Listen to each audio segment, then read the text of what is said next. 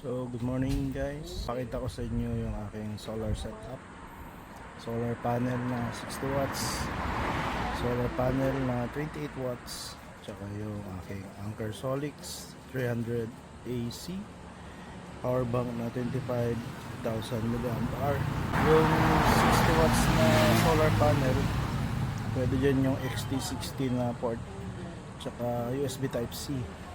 Samantalang yung solar panel na 28 watts may Type-C USB at Type-A USB. 10:17 AM, hindi ganun kalakas yung araw kasi maulap. Kita ko lang sa inyo kung ilan yung wattage na pumapasok dyan.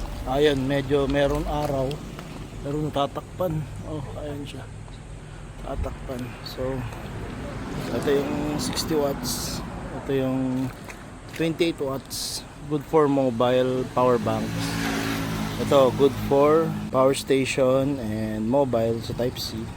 Tingnan natin kung ilan ang pumapasok dito sa ating power station.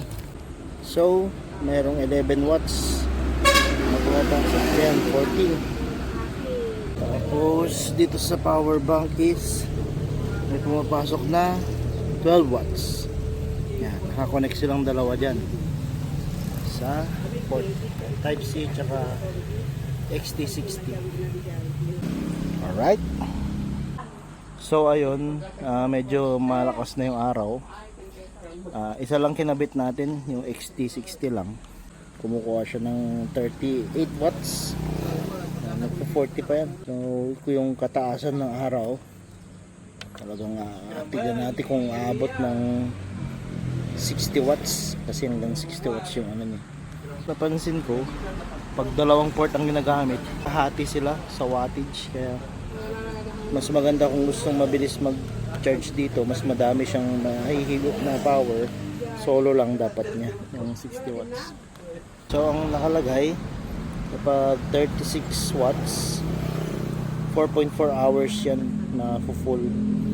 Pero kung 60 watts yan, tingnan natin kung video ko na lang ulit kung kaya niyang umabot hanggang 55 watts ganun, o peak na 60 watts. Okay, yan ang setup natin sa ating solar power station Anker X EcoFlow. Let's go.